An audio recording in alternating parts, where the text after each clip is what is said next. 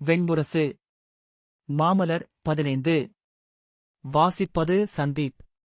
15. இருகருவிருத்தல். தாரை கருவுற்றிருக்கும் செய்தி அவர்கள் இருவரையுமே விடுவித்தது. அவர் அனைத்தையும் உதறி இளஞ்சிறுவன் என்றானார். குழவியின் நினைவன்றி பிரிவில்லாதவராக முகம் மலர காடுகளிலும் நகர்த்தருக்களிலும் அலைந்தார். பிறக்கவிருக்கும் குழவிக்கு விளையாட்டுப் பொருட்களும் ஆடைகளும் கொண்டு வந்து சேர்த்தார். மனைவிக்கு வேது வைக்கவும் மூலிகைச்சாறு கொடுக்கவும் தானே முன்னின்றார். பிறர் நகையாடுவது கூட பெருமையென்றே தோன்றியது. முதுமையில் பிறக்கும் மைந்தன் முற்றறிஞன் ஆவான் என சொல்லுள்ளது என்று சொன்ன காமிக முனிவரிடம் அவர் அருகே நின்ற முனிவர்களின் ஏளனப் புன்னகையை உணராமல், ஆம், அவன் அழியாத தன்னொளி கொண்டவன், அவன் கருநிமித்தங்களை கருதி நோக்கினேன் என்றார். அவளும் முழுமுக மலர்வை அடைந்தாள். அப்போதுதான் அவள் அவ்வாறு மகிழ்வதையே தன்னுள்ளம் விழைந்திருக்கிறது என்பதை அவர் உணர்ந்தார். ஐயங்கொள்ளற்கு அரிய ஒன்றின் பொருட்டு அது நிகழ வேண்டுமென்றே அவர் எண்ணியிருந்திருக்கிறார். துயர்கொள்வதை ஆழுள்ளம் விரும்புவதனால்தான் அதை வளர்த்துக் கொள்கிறது. ஆனால் துயர் இயல்பு நிலை அல்ல, அந்த வாழ்முனையில் நெடுந்தொலைவு நடக்க முடியாது என அறிந்தார். அனைத்தையும் வீசிவிட்டு களித்தாட விழைந்திருந்தனர் இருவரும். அது கருக்கோளால் அமைந்தது. பிறக்கவிருக்கும் குழவியைப் பற்றி பேசிப் பன்னிருகால் புரவியில் நாள் கடந்தனர். அக்குழவியின் அழகும் பெருமையும் அதற்கென வெளியே அவர்கள் செய்ய வேண்டியவையும் என தொட்டுப் பேசி அது சலிக்கையில் அதைக் குறித்த அச்சங்களுக்கு சென்றனர். கருவிலேயே நோயுறுமோ என அவள் கேட்டாள். கருநாகங்களை கனவு காண்பதாக சொன்னாள். அசை விழுந்துள்ளதோ என ஐயுற்றாள். அஞ்சி பாய்ந்து வந்து அவரைக் கட்டி இறுக்கிக் கொண்டு உடல் நடுங்கினாள். என்ன இது? உனக்கென்ன பித்தா? என்றார் அவர். அவளை பேசிப் தேற்றி இயல்படையச் செய்தார். அவள் அவ்வாறு நடுங்குவதும்தான் தேற்றுவதும் மிகத் தொன்மையான ஒரு நாடகத்தில் ஒவ்வொரு முறையும் புதியதாக இருக்கும் நடிப்பு என அவர் உள்ளம் அறிந்தது. ஆனால் அத்தருணம் தித்தித்தது. மகவைப் பற்றிய இன்மொழிகளைச் சொல்லி மெல்ல அவளை மலரச் செய்தார். அவள் விழிகசிய உடல் மெய்ப்பு கொள்ள முலைக்காம்புகள் கூர்கொண்டு அதிர அதைக் கேட்டு நீள்மூச்செறிந்தாள். பின்னர் பாய்ந்து அவரை கைகவ்வித் தழுவி, செத்துவிடுவேன், அப்படியே செத்துவிடுவேன் என புலம்பினாள். என்ன இது வீண் பேச்சு? நான் இல்லையா என்ன? என்றார். அச்சொற்களை தன் தந்தையரும் அவ்வாறே சொல்லியிருக்கக் கூடுமென உணர்ந்தபோது அவை மேலும் இனிதாயின. இனித்து கடந்த 9 மாதங்களில் அவர்கள் நெடுந்தொலைவு வந்துவிட்டிருந்தனர். அவள் பேற்றுநோவு கொண்டபோது அவள் நீராடுவதற்காக மூலிகை வேர் சேர்க்கும் பொருட்டு காட்டிலிருந்தார். மாணவன் ஒருவன் வந்து மூச்சிறைக்க, தேவிக்கு வலி என்றான். அவருக்கு ஈற்றுநோவென உளங்கூடவில்லை. விழுந்துவிட்டாளா? எங்கே என பதறி ஓடினார். எதிரே ஓடிவந்து இன்னொருவன் சிரித்தபடி, ஆண்மகவு என்றான். எங்கே என்றார். ஆசிரியரே, தங்களுக்கு மைந்தன் பிறந்துள்ளான். அவர் கைதளர அப்படியே அருகிருந்த பாறையில் அமர்ந்து, தெய்வங்களே என்றார். மாணவர் தோள்பற்றி அவர் இல்லம் மீண்டார். எதிரே வந்து முதுசிவிலியின் முகத்திலிருந்த புன்னகையில் பிரிதொன்றும் இருப்பதை அவர் அகம் உணர்ந்தது. நற்செய்தி ஆசிரியரே, தன்னுளே கொண்ட மைந்தன் என்றாள். அவர் ஆம், அறிந்தேன் என்றார். குடிலில் ஏறி அங்கு நின்றிருந்த பெண்களை நோக்கியபோது அனைவர் முகத்திலும் அந்த முள்புதிர்ந்த புன்னகை இருப்பதைக் கண்டார். எங்கே என்றார். வருக என அவரை அழைத்துச் சென்றாள் ஒருத்தி. ஈற்றறைக்குள் மரவுரிமேல் கிடந்தாள் தாரை. அருகே மென்பஞ்சு துகிலுக்குள் குழவியின் தலை மட்டும் தெரிந்தது. வெள்ளைக்குழல் என்றாள். அவர் கைகள் நடுங்கத் தொடங்கின. அவள் துணியை விலக்கி மைந்தனைக் காட்டினாள். பால் வெண்ணிறம் என்றாள். அவர் குழவியை குனிந்து நோக்கியபோது கால்கள் தளர்ந்தன. அதன் மேலேயே விழுந்து விடுவோம் என அஞ்சினார். ஒரு நோக்குணர்வை அடைந்து திரும்பி அவள் விழிகளை சந்தித்தார். முற்றிலும் ஆர்வமற்ற விழிகளுடன் அவரை நோக்கிய பின் அவள் கண்களை மூடிக்கொண்டாள். திரும்பி வந்து இல்லமுகப்பில் அமர்ந்தபோது தன் உள்ளம் ஏன் அமைதி கொண்டிருக்கிறது என்று அவருக்கே புரியவில்லை. குழவி நலம் சூழ முனிவர் துணைவியரும் பிற பெண்டிரும் வந்து கொண்டிருந்தனர். சற்று நேரத்தில் சந்திரன் தன் அணுக்கர்களுடன் வரும் ஒலி கேட்டது. தேர் வந்து நின்றதையும் அணுக்கர் புறவுகளிலிருந்து இறங்கியதையும் கண்ட பின்னரும் அவர் எழவில்லை. புன்னகையுடன் அணுகி வந்த சந்திரன், இங்கு பிறந்துள்ளது என் மகன் என்று நான் அறிந்தேன். அவனையும் அவன் அன்னையையும் அழைத்துச் செல்லவே வந்தேன் என்றான். அதை முடிவு செய்ய வேண்டியவள் அவளே என்று அவர் அவன் கண்களை நோக்கி சொன்னார். கௌதமரின் துணைவியாகிய முதுமகள் உள்ளிருந்து இறங்கி வந்து, என்ன சொல்கிறாய்? பிறன்மனை தேடும் இழிவு இன்னுமா உன்னிடம் வாழ்கிறது என்றாள். அவள் வந்து சொல்லட்டும் என்றான் சந்திரன். உள்ளிருந்து தாரை குழவியை தொழிற்சுருளில் சுற்றி எடுத்துக் கொண்டு வந்து நின்றாள். செல்வோம் என்றாள். அனைவரும் திகைத்து அவரை நோக்க அவர் விழிகளை அசையாமல் நிலைக்கச் செய்து அங்கு நின்ற ஒரு மரத்தை விரித்துக் கொண்டிருந்தார். வருக என அவள் கைகளைப் பற்றி தேர் நோக்கி அழைத்துச் சென்றான் சந்திரன். நிமிர்ந்த தலையுடன் உறுதியான அடி வைத்து அவள் நடந்து சென்று தேரில் ஏறிக்கொண்டாள். அவர்கள் அமராவதி நகரின் தெருக்கள் வழியாக சென்றபோது இருமருங்கும் தேவரும் துணைவியரும் வந்து நின்று நோக்கினர். அவள் யானை மேல் மணிமுடிசூடி அமர்ந்து நகர்வலம் செல்லும் பேரரசி போலிருந்தாள்.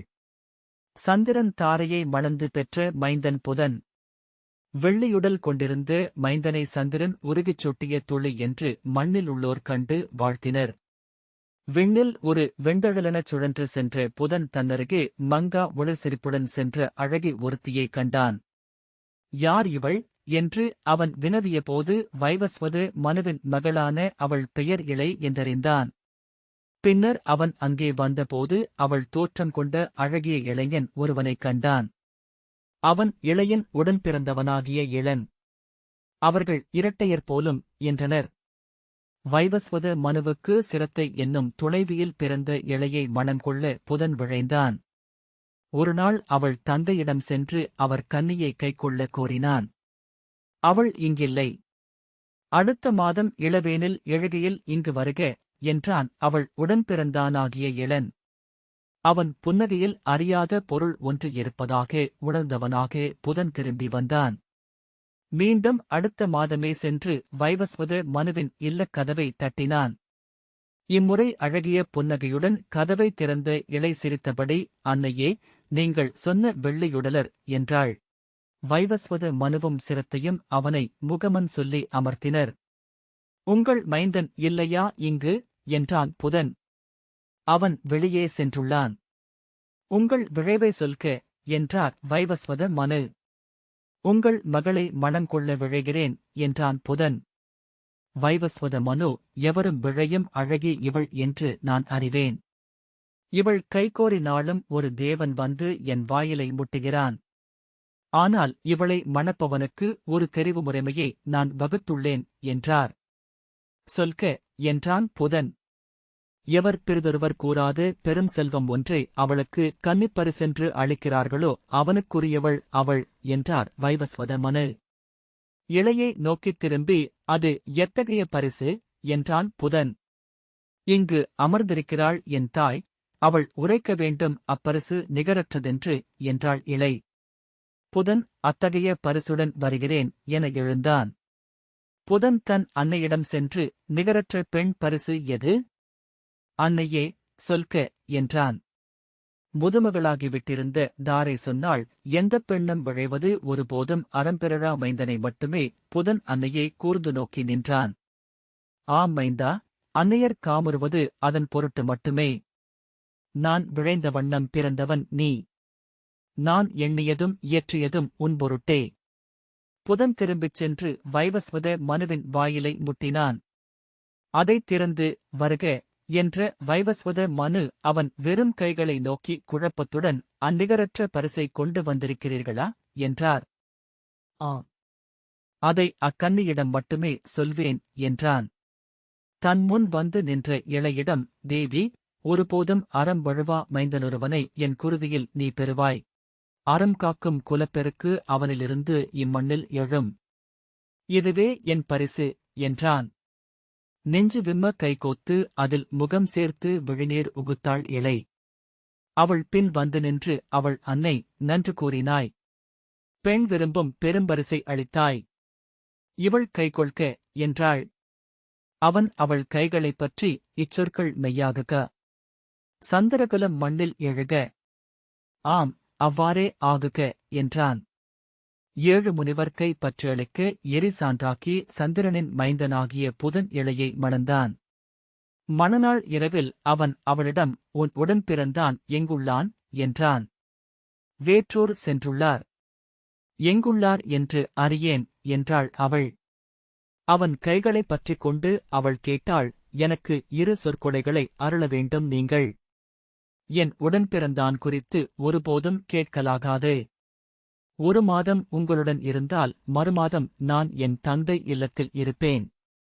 அங்கு வந்து என்னை பார்க்கலாகாது. அவன் அவ்வண்ணமே என்று அவளுக்கு கைதொட்டு ஆணை அளித்தான். 1 மாதம் அவர்கள் ஓடியும் கூடியும் காதலில் ஆடினர். இளை அவன் உள்ளத்தின் ஒவ்வொரு எண்ணத்தையும் உணர்ந்து கொள்பவளாக இருந்தாள். ஆணுள்ளம் பெண்ணுக்கு இத்தனை அணுக்கமானது என்று நான் இதுவரை அறிந்திருக்கவில்லை என்று அவன் அவளிடம் சொன்னாள். அவள் புன்னகை புரிந்தாள். ஆண் அறிந்தவை அனைத்தையும் அறிந்திருக்கிறாய் என ஒருமுறை அவன் அவளை வியந்தான். அவள் சிரித்தபடி கடந்து சென்றாள். மாதம் 1 நிறைந்ததும் அவள் அவனிடமிருந்து விடைபெற்று வைவஸ்வத மனுவின் இல்லத்திற்கு சென்றாள். அவள் சென்ற பின்னரே அவள் இருந்ததன் நிறைவை புதன் உணர்ந்தான். காணுமிடமெல்லாம் அவளென்று இருக்க எண்ணுவதெல்லாம் பிரிதொன்றில்லை என்றாக அவன் கணமும் வாழ முடியாதவன் ஆனான். சில நாட்களை தன் அரண்மனையில் முடங்கிக் கழித்தபின் இளமுனிவராக மாற்றுரு கொண்டு அவளைக் காணும் பொருட்டு வைவஸ்வத மனுவின் இல்லத்திற்கு சென்றான். வைவஸ்வத மனுவின் இல்லத்தை அடைந்து கதவைத் தட்டியதும் இளன் வந்து கதவைத் திறந்தான். அவனுக்கு கால்கழுவ நீர் ஊற்றி இன்மொழி சொல்லி வரவேற்று அழைத்து அமரச் செய்தான். உத்தமரே, யார் நீங்கள் என்றான். நான் கௌதமகுலத்து முனிவனாகிய சம்பிரதன். இங்கு திருவருக்கொண்டு பிறக்கவிருக்கும் மைந்தன் ஒருவனை கருக்கொள்ளும் கன்னி ஒருத்தி இருப்பதாக அறிந்தேன். அவளுக்கு என் நச்சொல் அளித்துச் செல்ல விழைந்தேன் என்றான். இளன், அவள் இங்கில்லை.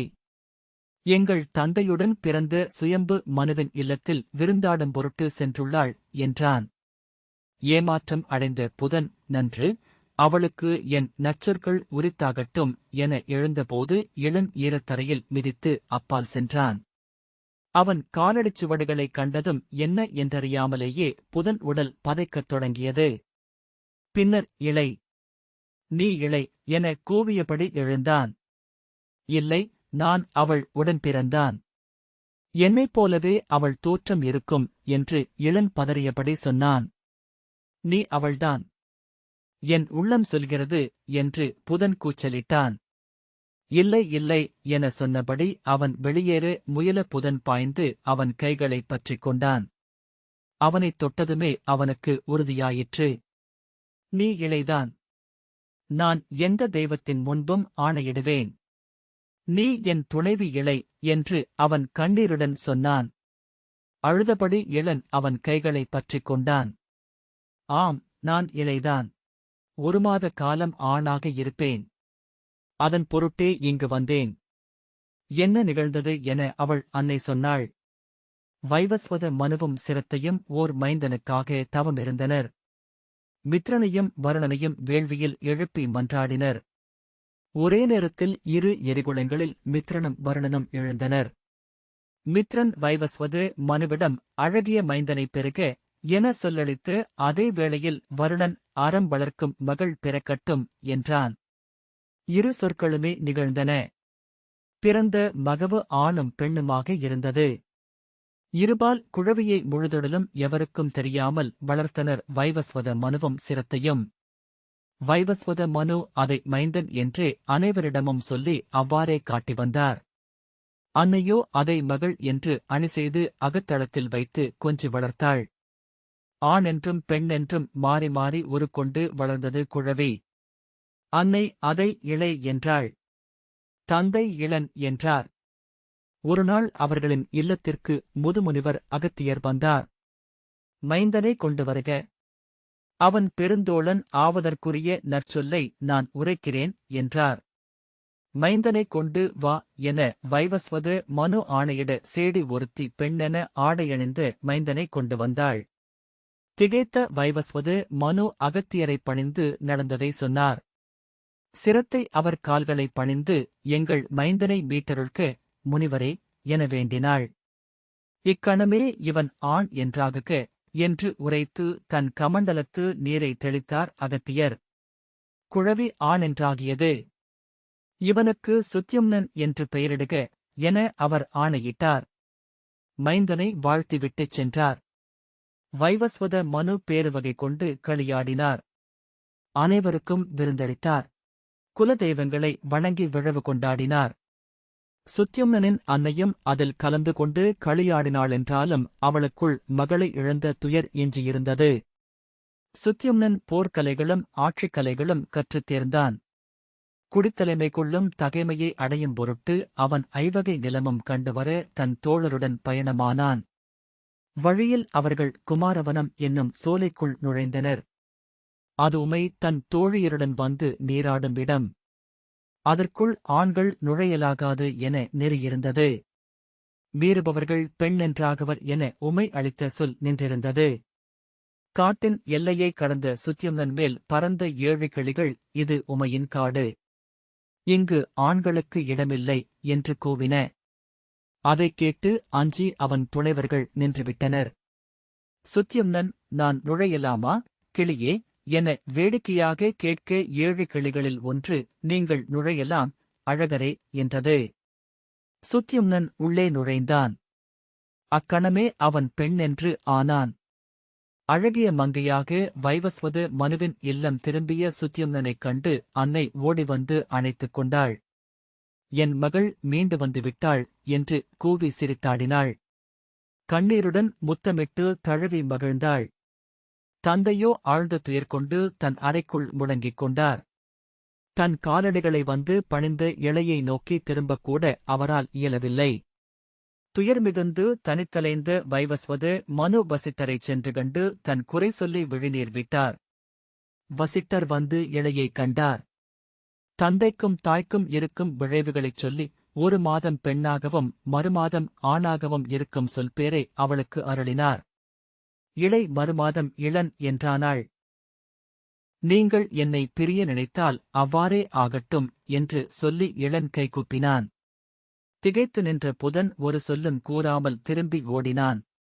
தன் அரண்மனைக்குள் சென்று தனியறையில் அமர்ந்து நெஞ்சுருகினான். இளையை அவ்வண்ணமே மறந்துவிட முடிவெடுத்தான்.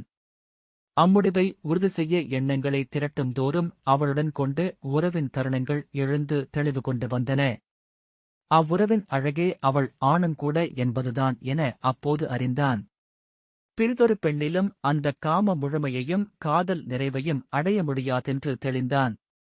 அதைச் சொன்னபோது அவை கவிஞர் காகசர் ஆணென்று உள்ளமும் பெண்ணென்று உடலும் கொண்ட ஒரு துணைவியையே ஆண்கள் விழைகிறார்கள் என்றார். ஆனால் காமத்தின் ஒரு நுண்கணத்தில் ஆணுடலும் பெண்ணுள்ளமும் கொண்டவளாகவும் அவள் ஆவதை அவன் மகிழ்ந்து அறிந்திருந்தான். எண்ண எண்ண அவன் அவள் மேல் பெரும்பித்துக் கொள்ளலானான். வைவஸ்வத மனுவின் இல்லத்திற்குச் சென்று இளையை மனைவி எனக் கொள்ளவே விழைவதாகச் சொன்னான். இளை கருவுற்றாள். அக்கருவுடன் தன் தாய் வீடு சென்று அங்கே இளன் என்று கருவை சுமந்து வளர்த்தாள். ஆண் வயிற்றில் 5 மாதமும் பெண் வயிற்றில் 6 மாதமும் வளர்ந்து அக்குழவி முழுமை கொண்டது. பொன்னொளி கொண்ட உடலுடன் பேரழகனாகப் பிறந்தது. கோல் சூடி அறம்பேணும் 1000 மாமன்னர்கள் பிறக்கும் குடிக்கு முதல் மூத்தான் இவன் என்றனர் நிமித்திகர். ஆணென்றும் பெண்ணென்றும் அன்னை கொண்டவன். அனைத்துயிர்க்கும் அழி சுரக்கும் உள்ளத்தோன் என்றனர் முனிவர். சந்திரகுலத்து முதல் மன்னன் புரூரவஸ் இவ்வாறு புதனுக்கும் இளைக்கும் மைந்தனாகப் பிறந்தான். அவனை 7 பெருந்தீவுகளென அமைந்த புவியனைத்திற்கும் அரசன் என்று ஆக்கினான் புதன். அவன் குருதியில் பிறந்த மன்னர்களால் சூரியனால் அளக்கப்பட்ட புவி 108 நிலங்களாக பகுத்து ஆளப்பட்டது. அறத்திலா கணமும் அசையாது புவியாண்டான் புரூரவஸ். ஒருமுறை அறம்பொருள் இன்பம் எனும் 3 மெய்மைகளும் 3 முனிவர்களென உருக்கொண்டு அவன் அரண்மனைக்கு வந்தன. முனிவர்களைப் பணிந்து வரவேற்று அவையில் அமர்த்தி முகமனும் முறைமையும் செய்து நற்சொல் கேட்க அமர்ந்தான். அம்மூன்று முனிவரில் நீண்ட வெண்டாடியும் புரிசடையும் குழலும் கனிந்த விழிகளும் கொண்டிருந்த முதியவரே என்பர். நரைமீசையும் கூரிய தாடியும் அச்சமில்லா விழிகளும் கொண்டிருந்த நெடுங்கவையர் பொருளர். நாணச்செறிப்பும் தயங்கும் விழிகளும் மெலிந்த சிற்றுடலும் பெண்களுக்குரிய மென்முகமும் தோளில் சரிந்த சுரிகுழலும் கொண்டிருந்த பதுனகவையர் அறத்தார். அவர் தங்களை இன்பர் என்றும் பொருளர் என்றும் அறத்தார் என்றும் அறிமுகம் செய்து கொண்டபோது அரியணை விட்டெழுந்து வந்து புரூரவஸ் இரு கைகளையும் கூப்பியபடி சென்று இளையவராகிய அறத்தாரை கால் தொட்டு சென்னி சூடி என் அவைக்கு முதல் நல்வரவு முனிவரே என்றான். சினங்கொண்ட இன்பர் முழங்கும் குரலில் மூத்தவருக்கு முதன்மையளிக்காத முறை கொண்டதா உனது அரசு என்று கேட்டார். பொறுத்தருள்க முனிவரே, இவ்வவையில் என்றும் அறமே முதன்மை கொண்டது என்றான் புரூரவஸ்.